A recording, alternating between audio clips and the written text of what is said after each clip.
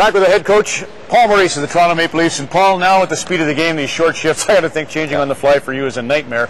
Let's start with the worst area that you can make a change. The worst area is in the neutral zone when you don't have possession. And usually it happens when you've played in your end of the ice, you're tired, you've spit the puck out into the neutral zone, they have possession, and you've decided to leave the ice because you're so fatigued. The problem is, especially if they're fresh, they're bringing it right back on you now. The clutching and grabbing is gone, and what you've really done is hung all the players on the bench out to dry.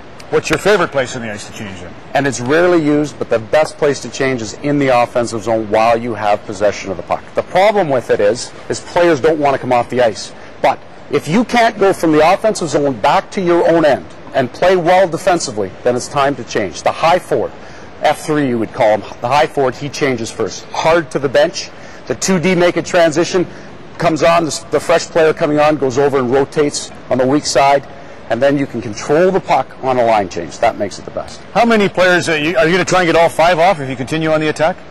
If it's playoff hockey and we're matching the line, those defensemen are staying on until Sakic or Sundin or whoever you're matching against is coming off the ice. But no, you want to rotate. You want the high man. At the worst case scenario, your high forward is now fresh.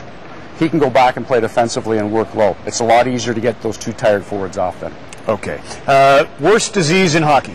One-footitis. This is my favorite, and it usually comes after you didn't get an opportunity in the offensive zone, and some fool failed to see that you were wide open, and it's the old 1 foot to the bench like this, usually shaking your head. And what you do is the guy on the bench now is about 4 or 5 feet behind where he needs to be, and you may have put your team in jeopardy for the rest of the shift. All right, quick change. No one-footitis. Everybody here knows who they're taking? Yep. You've been communicating good. Coach is confident. He knows he's got players who know what they're doing.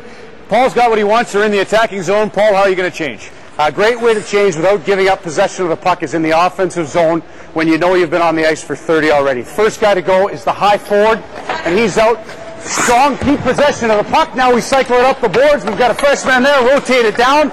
Off he goes. Here comes the next change. We've got and now our last forward coming up the board, cycle it back down low. We never lose possession of the puck, and we've got all three fresh forwards. On our back end, our strong side defenseman goes first. Fresh defenseman comes out and rotates. Here's the switch. Look at that, staring at the puck on the way off, but coming to the bench hard. That's nearly perfect. 5 fresh legs on the ice. Holy moly! CBC.ca/thinkhockey for more.